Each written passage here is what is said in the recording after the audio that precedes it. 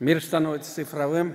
Цифровые технологии повышают качество жизни и конкурентоспособность бизнеса, отмечает Рустам Минниханов на пленарном заседании форума.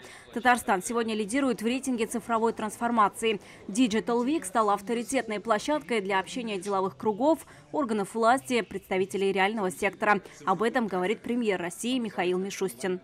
Эксперты, ученые, предприниматели вносят значимый вклад в решение задачи по достижению технологической независимости России. Президент неоднократно подчеркивал важность этой работы. Сегодня необходимо обеспечить самодостаточность отечественных цифровых решений во всех сферах экономики.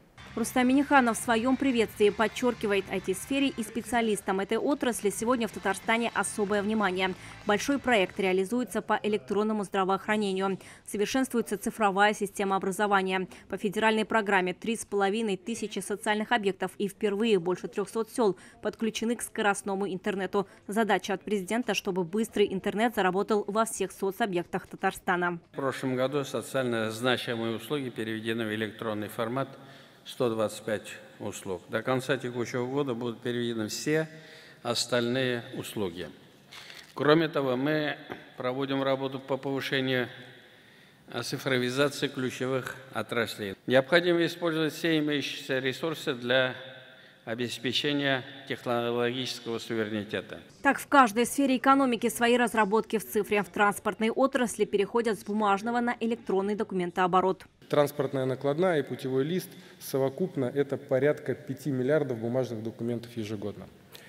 И 1 сентября у нас состоялся полномасштабный запуск государственной информационной системы электронных перевозочных документов. С октября в России запускают пилотный проект «Электронное водительское удостоверение». Этот документ, страховка и ПТС будут в одном приложении. В Татарстане тестируют и свой экспериментальный проект. RFID-чип позволяет распознавать госномер, а фотофиксацию уже определяем модель, марку машины. Просто законодательно это закрепить и я не говорю, что 100%, но где-то 95% транспорта будет в любой ситуации. Тряпкой закрыл, там, бумагой, картонкой, грязью, она будет распознаваться. К 2025 году все зарубежные операционные системы, импортные программы должны заменить отечественные. Это называют достижением технологического суверенитета. Как подчеркивают на форуме, в республике уже созданы IT-центры мирового уровня. 317 заказчиков, которые участвуют в ВЦК, сформировали ландшафт из 365 отраслевых потребностях. И при этом на рынке присутствует не менее 254 отечественных разработчиков, которые предоставляют решения, которые позволяют эти потребности удовлетворить. Первый день форума позади, насыщенной программа будет и завтра. В программе 10 направлений.